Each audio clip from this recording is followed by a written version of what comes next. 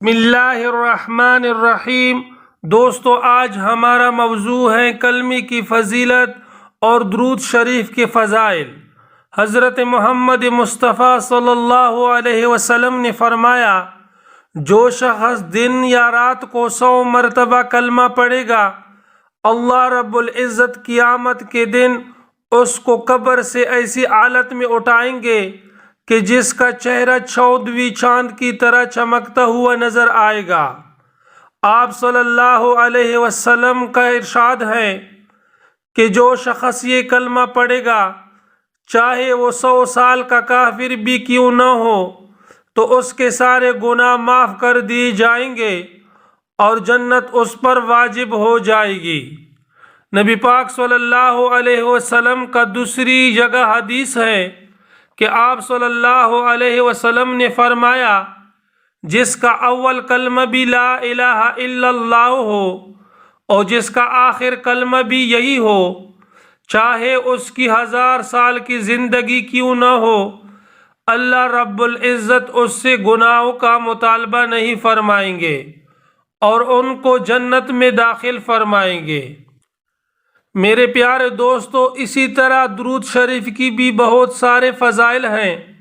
آقا نامدار سرور کائنات سردار دو جہان حضرت محمد مصطفیٰ صلی اللہ علیہ وسلم نے فرمایا، جو شخص مجھ پر 1 مرتبہ درود بھیجے گا، اللہ رب العزت اس پر 10 مرتبہ رحم فرمائیں گے۔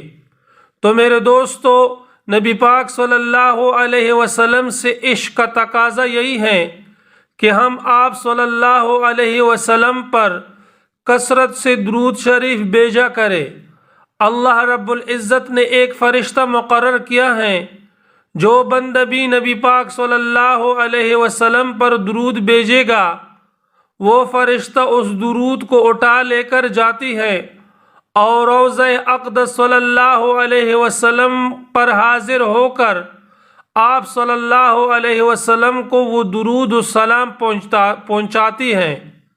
تو میرے دوستو، جتنا بھی ہم حضور سے عشق ہے، جتنا بھی ہمارا دعویٰ ہے کہ ہم آپ صلی اللہ علیہ وسلم سے محبت کرنے والے ہیں، تو ہم کو زیادہ سے زیادہ درود شریف کی تلقین کرنی چاہیے اور درود شریف کا ورد معمول بنا لے۔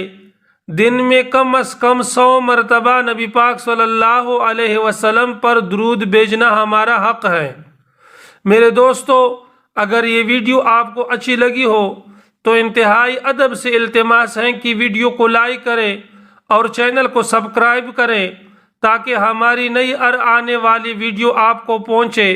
اپنا بہت سارا خیال رکھیے، ملتے ہیں نیکسٹ ویڈیو میں، تب تک کے لیے اتنا کافی۔ اللہ حافظ۔